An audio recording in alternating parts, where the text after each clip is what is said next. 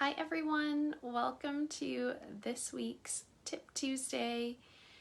As you're coming in, just comment, say hello. It's been a busy morning over here in Radiant Effect.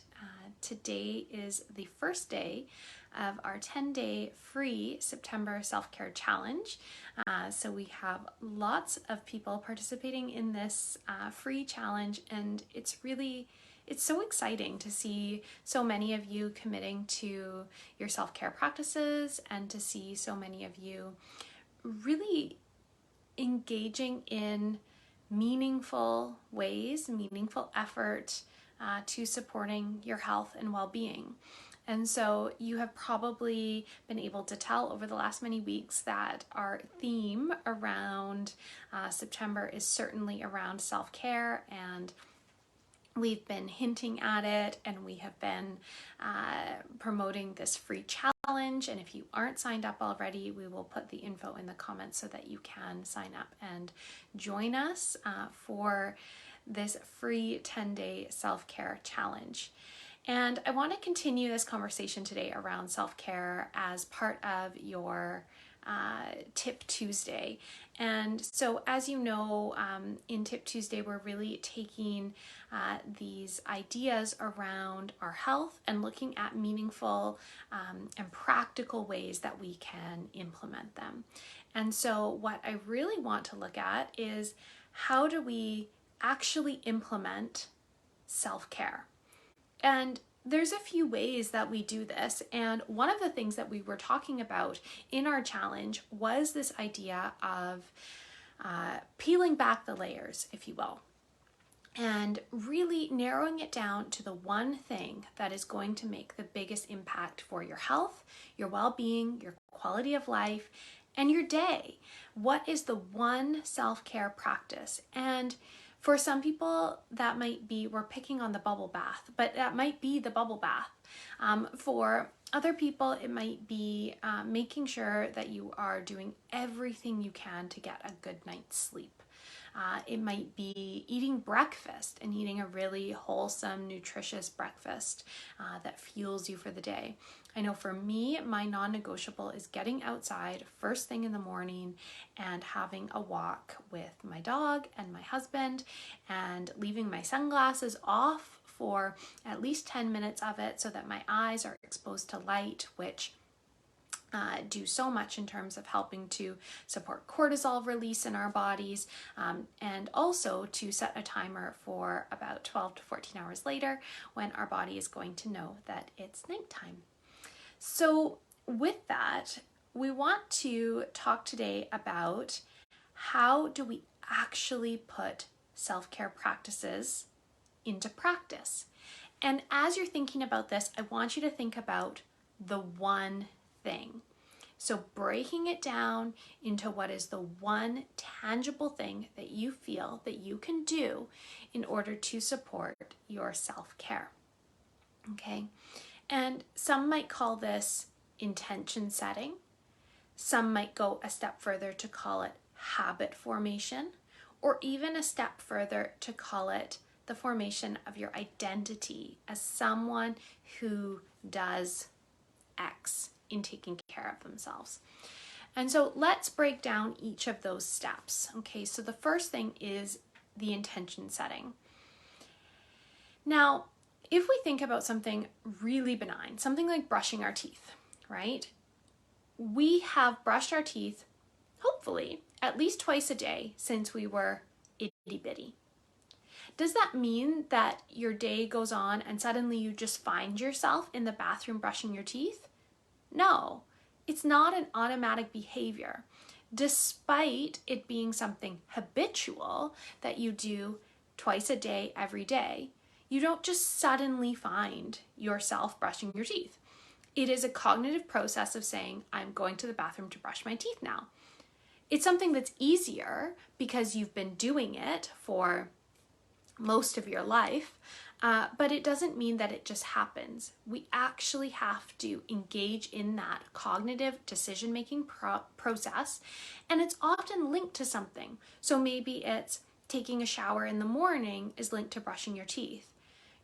Getting ready for bed, maybe into your pajamas, washing your face is linked to brushing your teeth.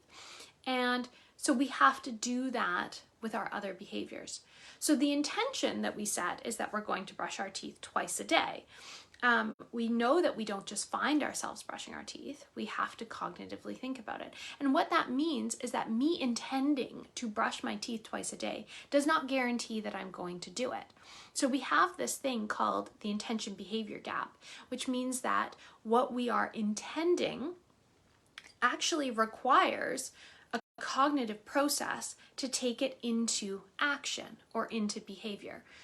And that's why we see things like New Year's resolutions and goal setting, and people start to sort of poo-poo these things because it's like, oh yeah, I tried, that didn't work. Well, we need to be quite thoughtful in the process of actually taking it from that intention into the behavior. So we first have to find our intention. What is our goal? What are we trying to accomplish or achieve here? And again, I would encourage you, when I'm asking these questions or when you're putting this conversation into practice, to think of it from that self-care lens. What is the one thing in your day that will contribute to a greater quality of life and greater health and greater enjoyment across your day, across your week, your month, your life? Yeah? So that's number one, is what is that intention? But number two is actually, how do we turn that intention into behavior? How do we turn it into action? Yeah? And so one of the most important things that we talk about is remembering your why. Yeah? So I know that when I go out first thing in the morning and I have my dog walk and I get the light in my eyes and I don't bring my phone, I get better time connecting with my partner. I get to be out in nature, which is always calming and grounding for me. So it doesn't matter what is coming in the day. I know that I'm starting off on a good foot. Number three, I know I'm doing something that is going to support my sleep later and my energy during the day. Yeah, so what's that ripple? That's my why. That's why I get out and walk the dog every morning, on top of the fact that my dog needs a walk. Yeah, so what is your why? Why do you want to ensure that you're eating breakfast every day? Why do you want to ensure that you are taking at least 2 hours that is outside of work time to not be on your phone? Why do you want to prioritize moving your body every day? How does that make you feel? So we think, what is the why in the short term? How does that make me feel now? And what will the benefit be later? Well, we know there's a huge body of research linking regular physical activity to short-term decreased anxiety, decreased depression, increased energy, increased self-concept, and then long-term decreased risk of over 20 chronic conditions, increased longevity. So we can think of both the short-term why and the long-term why. So number one is think of your why. Number two is make a plan. Again, we're not writing down in our calendar 7 p.m. brush your teeth. It's become more habitual, but initially we needed to be reminded over and over and over again as children to go brush your teeth before bed, right? So we do need those reminders, and we need to set up ourselves in a way that is supporting the possibility of success. So if you have a chock-a-block full day and you want to go and do an hour-long spin class, as an example, where's that going to fit in? Right? We have to sort of zoom out, look at the day, and think about, from a timing perspective and from an energetic perspective, how much energy we actually have and resources we have and all the other things that are in the list. How is that going to fit in?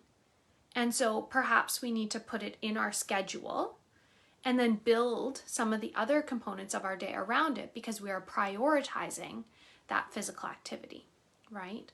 So for me, again, using my example of walking the dog in the morning, I need to be able to look at least the night before, if not earlier in the week, what time do I start that day. My days don't start at the same time every day. Some days I'm in the clinic, some days I'm not.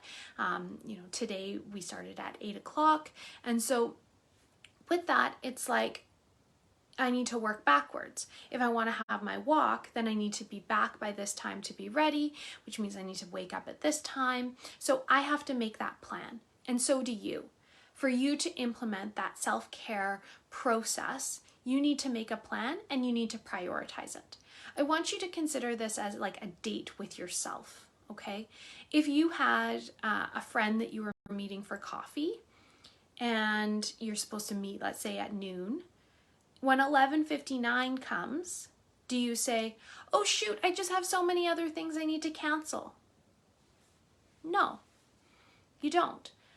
But when you're scheduled to go and do your activity at noon and 11:59 comes and you're feeling like there's so many things, do you cancel that date with yourself? You might. You're a lot more likely to cancel that date with yourself than you are with other people, which means that we have to make that detailed plan to set ourselves up for success. With that, I want you to think about what is the contingency plan. Okay, so let's say your goal is to be walking after dinner 5 nights a week. Okay, what happens if it's raining? What are you going to do then? Some people are going to put on their rain jacket and they're going to go. Other people are not. And so if you're not, what is your indoor activity alternative, your option? Okay.